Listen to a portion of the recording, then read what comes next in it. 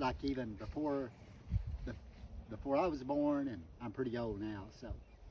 And so back in the early 1900s, around I guess the time that the that story in the book was. And so I'll kind of talk about eating shape, like it was around here. And I'm coughing quite a bit. I don't know why. Nobody had around 1900 and until probably close to 1930, nobody here had electricity. So we didn't have any air conditioner, nobody had refrigerators, and no way to keep yourself cool in the summertime except fans like that. And then kids in the summertime, when they weren't having to work, they would spend most of the time on the creek. And even when when I was a kid, that's what we did because we had electricity by then, but we didn't. Hardly anybody had air conditioners, and we did have refrigerators. And before people had electricity and had refrigerators, then for quite a few years there would be there would be ice, big blocks of ice, about like that. Well, probably about like that, and you know maybe about that high. And that's people they would bring them in from Batesville, where they had what was called an ice plant, where they could make those big blocks of ice, and they would sell them to people here. And a lot of people had actually usually on their back porch, a concrete thing that would hold that block of ice. And then you could put things in it to keep them cool. And they would last maybe, you cover those ice blocks and to keep them from melting so fast. And they would last maybe a couple of days. And like for us to have ice drinks, that you would chip pieces off of that ice and put it in a glass. And that's why you'd have a cold drink. Then there was the electricity started coming through here in town. Well, no, in about it's sometime in the 1930s, down here where the old mill is. Do y'all know where that is?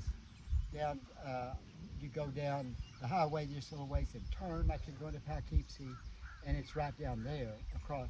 And it was at Mill Creek, and it had and there was a dam across Mill Creek then.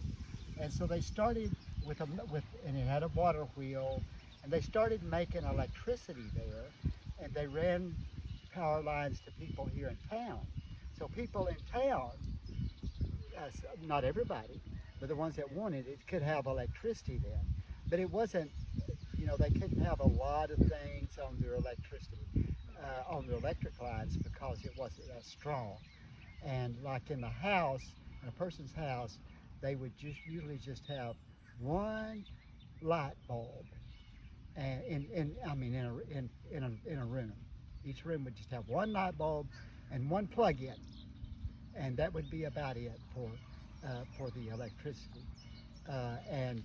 They even in the kitchen they'd have one plug-in for the refrigerator, and then if they had a washing machine, they would bring it up there by the door and plug it in while they were doing their washing. So that's what happened. Then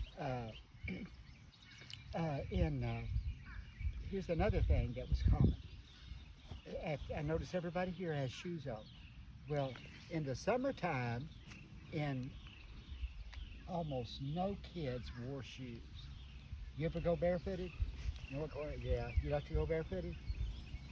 Yeah. Well, when it got warm weather, the kids, a lot of times they would just get one pair of shoes a year, and so they wouldn't wear them basically in the summertime. Kids, when it was warm weather in the spring, kids would come to school with barefooted.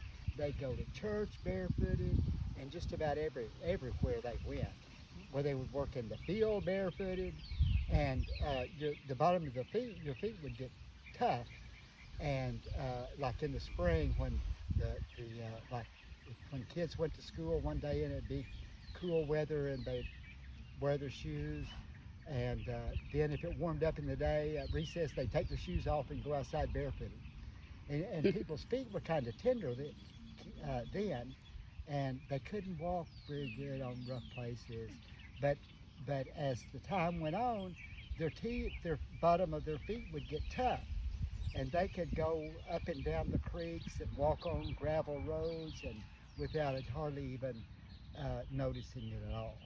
And they wouldn't, and so most kids, some kids didn't like to go barefooted, and I guess they had enough shoes they didn't have to.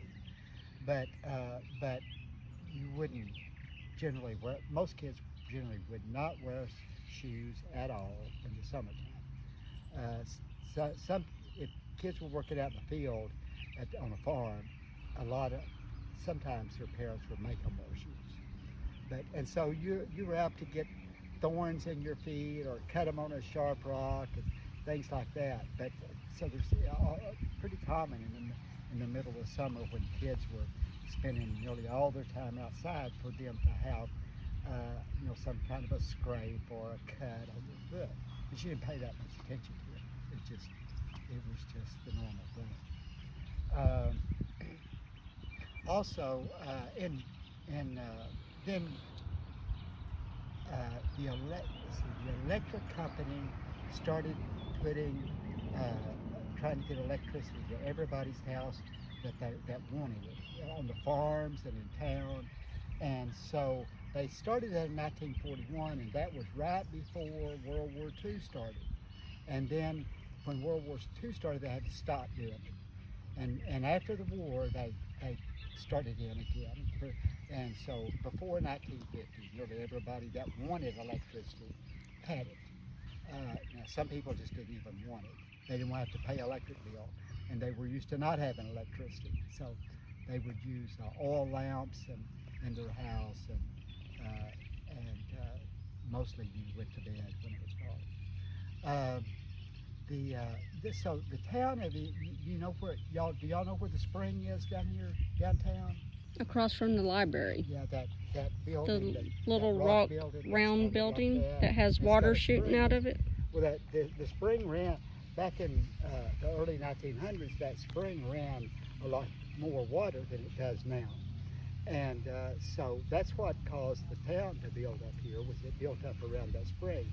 You know what the name of the spring is?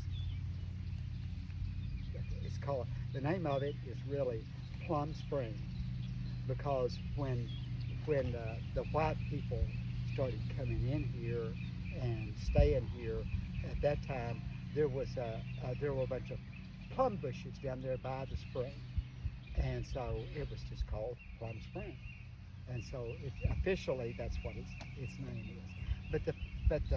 And it just ran out on the ground, and then later, and I think Angie has a picture of this, the town built concrete around it and put a spout on it. People would if they got the water like on farms, and a lot of people did, out of a spring, and they would do that sort of thing. They would build a concrete box and have a spout coming out to make the water cleaner. But down here they didn't. It wasn't a box. It was just a big round circle of concrete with steps down to the spring. And so that's how come the town grew up then. Before white people came here, there were Indians around, Native Americans, and they would a lot of times come to that Plum Spring and to rest and have some good water to drink. And so actually they kept coming. The first store that was here, as you know, the first thing that was put in for a town or a settlement was actually a tent. And this man named Calmac, there's a Calmac Street right up here that goes across Main Street, And so his last name was Kelman, and he had a store in the front of his tent, and he lived in the back. And he had a vicious dog for a guard dog at night because it was just a tent. But then other businesses started coming in, and they built the mill to grind wheat and corn in down there where is now the highway. With this guy named Captain Thompson, William Thompson, he was called Captain Thompson. First built that mill. Now it wasn't actually the first mill. Actually, when he came here, he bought a steel grinder thing, and he could grind corn with it, but it was pretty slow. And then he built that water mill, and he could have a bigger stone. You know, they would at a mill where they would grind corn into meal and wheat into flour, and they would have two great big rocks, flat rocks, and they would, with a hole in the middle, and one of them would turn on the other one. And that's the way and you pour that grain on there, and that's how it would be made. Also, whenever for a long time, there actually, you know, there's not a school here at Eden Shade anymore. It's just a Head Start. But for a long time, there were a lot of schools around this community. There were schools out. There were one-room schools out in the country, and there were actually a few schools built here in Eden Shade, and one of them was called a college, but it just was a high school. And then, for some reason, it closed down. A lot of those little schools, especially the one-room schools, the community would have to put enough money together to pay a teacher for the school year. And if they couldn't get enough money together, then they couldn't have a school for that year. And sometimes that would be the end of it. And so then, actually, I think it was in the 1920s at Evening Shade, they built a big enough school that it could have a high school. And there's been one here. There had been one here ever since, until a few years ago, when the kids here had started going to Cave City School. And for years, they would have about 2 months of school, 6 weeks or 2 months, 6 or 8 weeks or 8 weeks, in the middle of the summertime, because it was usually too hot and people didn't need to work out in the fields then. They were just waiting for the crops to grow. And so they would have school in the summertime, and then they would close it down because it was time to pick cotton. And so kids would have to pick cotton. And then they would start it back. And a lot of times in the winter time, they would miss a lot of school because of cold weather and snow and things like that.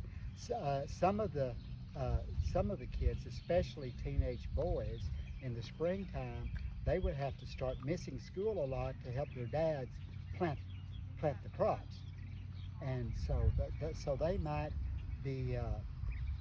might not go to school much in April, and the school usually closed by the end of April because kids needed to start hoeing cotton and corn and things like that. So that's what kids did then, and they didn't. In the summertime, if they were free, they might play some baseball, but they didn't have a lot of kids baseball back then. They had mostly men playing baseball on the weekend.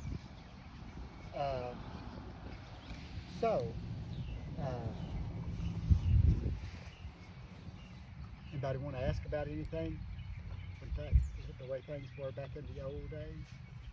Evening Shade had a courthouse, did it not? Yeah, there was a courthouse right up here where this pavilion is. For a lot of years, the Sharp County Courthouse was up there. And then they moved in 1964 or 5, they moved it to Ash Flat. And in the early days before there were cars on the road, they had a pretty good road from here to Batesville, and I guess they began to call it a highway, but it wasn't paved for a long time, and people didn't have cars, and so the stores here in Eden Shade would have to send somebody by wagon to Batesville to pick up their things they needed for their stores.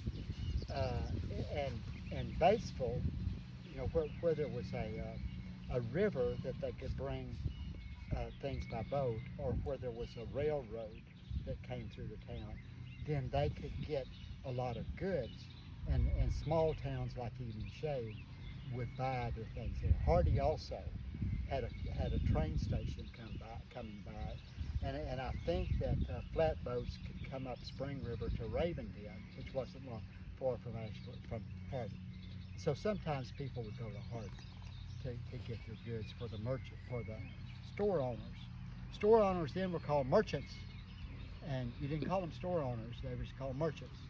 And at one time, there were at least 4 grocery stores on Main Street in Eden Shade, and there were I think at one time there were at least 4 doctors in this town, and now there's none. There were a couple of dentists and 4 or 5 lawyers, and there was at one time there were 2 drugstores, and one drugstore lasted for a long time, but it finally shut down. And so actually this right down here is called Town Branch, and it used to not be grown up like that. Water would run through it more, and kids would a lot of times could go down there and fish. They might do that occasionally now, I don't know, but I haven't seen any kids fishing down there in a long time. And sometimes it would get too dry for fish, but then when in rainy weather, especially in the spring, then there would be fish down there, and kids could go fishing. And actually, kids did a lot of fishing, and they didn't fish like they do now. They had to cut a limb and put strings on it and put a fish hook on it, and dig worms to put on their fish hook and throw it out into a creek and catch fish that way. And of course, kids, there were no swimming pools around, and kids would, except in the creeks, and they were called swimming holes. They still